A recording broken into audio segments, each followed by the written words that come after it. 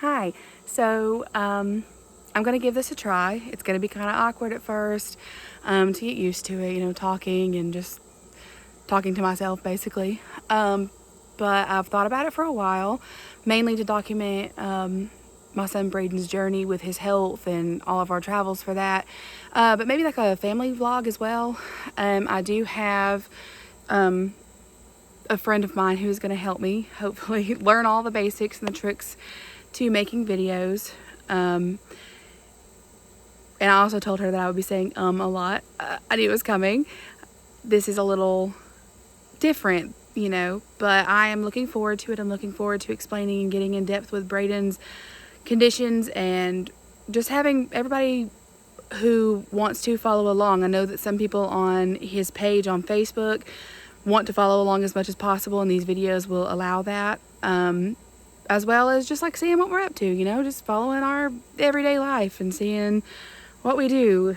It's something that like I said, I have wanted to do for a very long time. It's just, I get super awkward, but I think everybody does kind of in the beginning of doing this, because like it's just me and my camera right now. So I'm going to give it my best, and we're going to video different things. We're going to just take you along on the journey.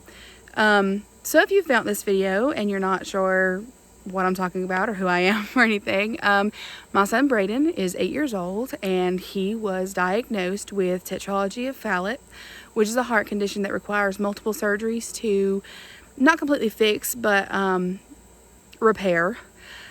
His pulmonary valve is the main issue. When he was born, it was incredibly small.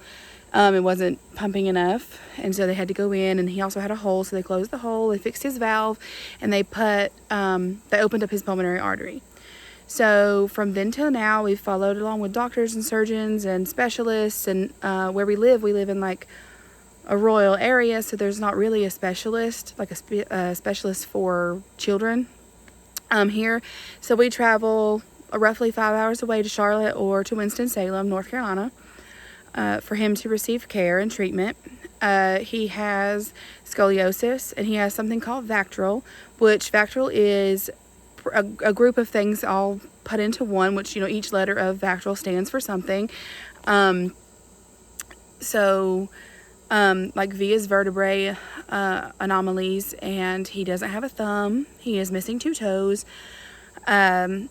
He has his heart defect. He has the scoliosis, which in March of this year, he went in March 1st and had the halo procedure, which I can do a video on that and discuss like what that is, what happened, how it went.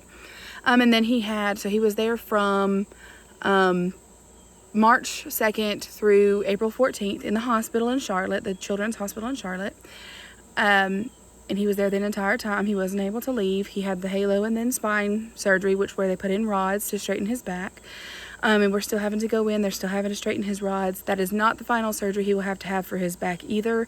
Those are surgeries, and now he has some like GI issues, and he has some complications from the spine surgery. And I just want to share his story, and he is a true testimony. Like he is not supposed to be here.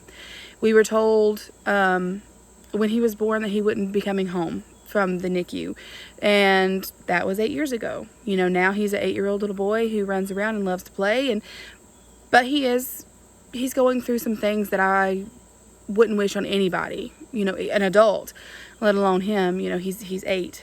But he is super strong, and if his story helps somebody out there who is in a similar situation with their child, and there wasn't much information on it. There is much information on it now, but especially then when we had him, it was little to no knowledge that I had, especially about something like that.